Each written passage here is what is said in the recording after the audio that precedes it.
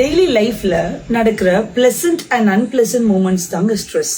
இது எமோஷனல் எக்ஸ்பீரியன்ஸா மாத்திரம் இருக்கணும்ன்ற அவசியமே இல்லை.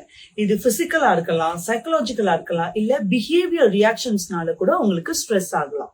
இதுவே நீங்க சைக்கலாஜிக்கலா ஸ்ட்ரெஸ் ஆகுறீங்கன்னு வச்சுக்கோங்களேன், அத பொதுவா கேஸ்ன்னு சொல்லுவோம். அதாவது ஜெனரல் அடாப்டேஷன் சிண்ட்ரோம். நீங்க இப்போ ஒரு புது கம்பெனில போயிட்டு அடாப்ட் ஆகுறதுக்கு எவ்வளவு கஷ்டப்படுவீங்களோ அதையும் கேஸ்ன்னு சொல்லலாம். ஒரு சின்ன குழந்தை பொதுவா ஸ்கூலுக்கு ஃபர்ஸ்ட் போகும்போது கஷ்டப்படும் இல்லையா, அதையும் கேஸ்ன்னு சொல்லலாம். இது எல்லாமே சைக்கலாஜிக்கல் டிசார்டர்ஸ் தாங்க.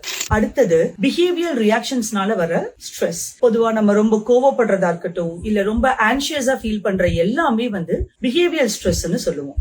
prolonged stress எப்பவுமே 3 டிஃபரெண்ட் ரியாக்ஷன்ஸ் காஸ் பண்ணுங்க. ஃபர்ஸ்ட், உங்களுக்கு எகெயின்ஸ்டா ஏதாவது ஒண்ணு நடக்குதுன்னா அதுக்கு எகெயின்ஸ்டா நீங்க ஃபைட் பண்ணணும்னு நினைக்கிறீங்க பாத்தீங்களா, அதுதான் இந்த prolonged ஸ்ட்ரெஸ்ஸோட first Alam.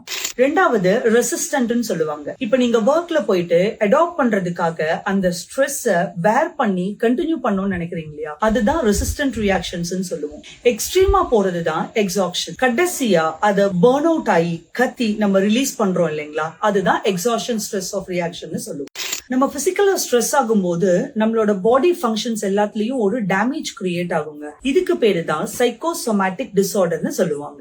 Most of the people ஒரே விஷயம் புரிஞ்சுக்காம திரும்ப திரும்ப யோசிச்சே ஸ்ட்ரெஸ் ஆயிடுவாங்க. ஆக்சுவலி உங்க மைண்ட் ஃபியூ செகண்ட்ஸ்ல ஆட்டோமேட்டிக்கா அதை ரீசெட் பண்ணிடுங்க.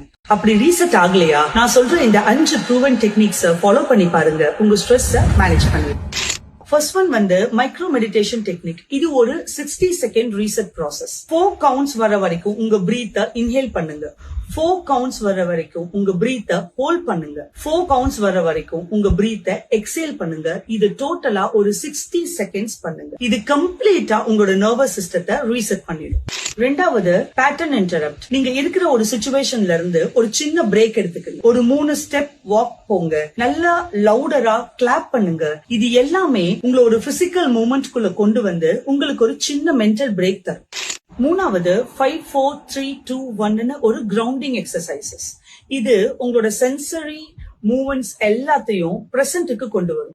நீங்க ஒரு 5 விஷயத்த பாருங்க, அதுல இருக்கிற ஒரு 4 விஷயத்த டச் பண்ணி ஃபீல் பண்ணுங்க. அதுல ஒரு 3 விஷயத்த கேளுங்க, 2 விஷயத்த ஸ்மெல் பண்ணுங்க, ஒரு விஷயத்த டேஸ்ட் பண்ணுங்க. இது உங்களோட பிரசன்ட் மூமெண்ட் குள்ள உங்களோட சென்சரி ஆர்கன்ஸ சீக்கிரமா கொண்டு வரும். Fourth one ice cube stress hack. ஒரு ஐஸ் கியூப் எடுத்து உங்க உள்ளங்கையில வச்சு டைட்டா அது மெல்ட் ஆகுற வரைக்கும் ஹோல்ட் பண்ணிடுங்க. இந்த சடன் கோல்டு ஷாக் உங்க பிரெயினுக்கு சென்சேஷனுக்கு உண்டான சிக்னல்ஸ் அனுப்பும் போது உங்க போக்கஸ் மாறிடும், உங்க மைண்ட் காம் ஆயிடும். Fifth one 90 second rule. எப்பவுமே உங்களோட ஸ்ட்ரெஸ் ஒரு 90 செகண்ட்ஸ் தாங்க வித்ஸ்டாண்ட் பண்ணும், அதை நீங்க ஃபர்தரா ஃபீட் பண்ணாத வரைக்கும். அதனால உங்களுக்கு ஒரு எமோஷனல் கிளாரிட்டி வர்றதுக்காக ஒரு 90 செகண்ட் என்ன விதமான ரியாக்ஷன்ஸா இருந்தாலும் அதை ஹோல்ட் பண்ணுங்க, உங்களோட ஸ்ட்ரெஸ்ஸை மேனேஜ் பண்ணிடுங்க.